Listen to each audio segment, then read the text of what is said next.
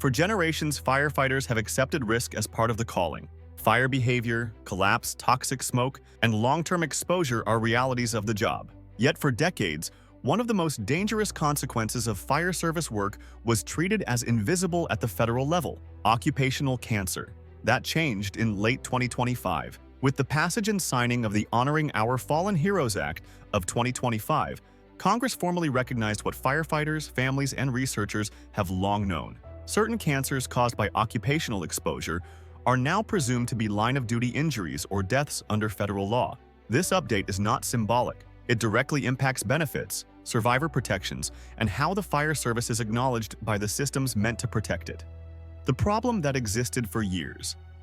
Firefighters diagnosed with cancer often faced an uphill battle when seeking federal public safety officers' benefits, PSOB.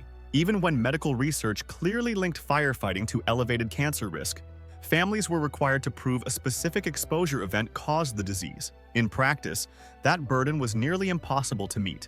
Firefighters respond to hundreds or thousands of incidents over a career. Exposure accumulates over time. Toxic environments rarely leave clean lines of causation. As a result, many families were denied benefits not because cancer was unrelated to the job, but because it could not be traced to a single moment. The Honoring Our Fallen Heroes Act corrects that flaw. What the law changes: 1. Cancer is now presumed job-related.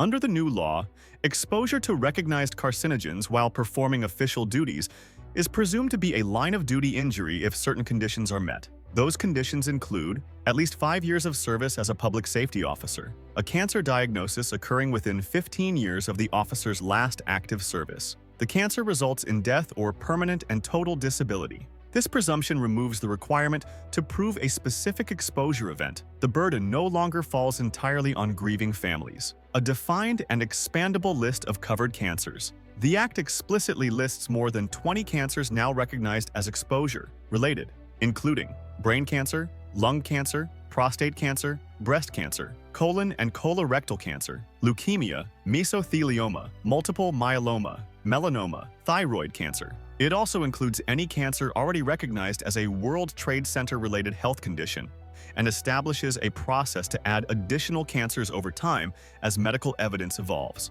This matters. Fire service risks change, materials change, science advances. The law is designed to adapt. Federal benefits for families. When an eligible firefighter dies from occupational cancer, the law now treats that death as a line-of-duty death under the PSOB program.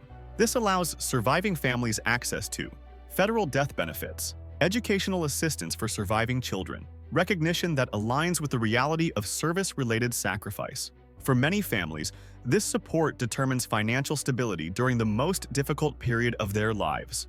Retroactive eligibility. The Act applies retroactively to qualifying deaths or disabilities occurring on or after January 1, 2020, with a 3-year window to file claims after enactment. This provision is critical. It gives families who were previously denied or who never applied due to the old standards an opportunity to seek benefits under the updated law. Why this is a turning point. This legislation represents a shift in how firefighter sacrifice is acknowledged at the federal level. Occupational cancer is not an anomaly in the fire service. It is a predictable outcome of repeated exposure to toxic environments. Recognizing that reality does not diminish the profession, it honors it. As IAFF leadership stated following passage of the Act, when a firefighter dies from job-related cancer, that death should be recognized as a line-of-duty death, and families should not be left behind because of outdated definitions. This law aligns federal policy with modern science and lived experience. What firefighters and departments should do now. This change creates responsibility as well as opportunity. Firefighters and leaders should review personal and departmental eligibility criteria, educate members and families about PSOB updates, ensure service records and timelines are well documented, incorporate this information into onboarding, retirement, and benefits briefings. Departments that proactively communicate these changes reduce confusion and protect their people. Firefighters do not ask for special treatment, they ask for fairness. Recognizing occupational cancer as a line-of-duty death does not eliminate risk. It does not undo loss. What it does is acknowledge reality and responsibility. This law says clearly that when firefighters accept long-term health risk in service to others, That sacrifice matters. And when families pay the ultimate price, they deserve recognition, dignity, and support. That acknowledgement is long overdue.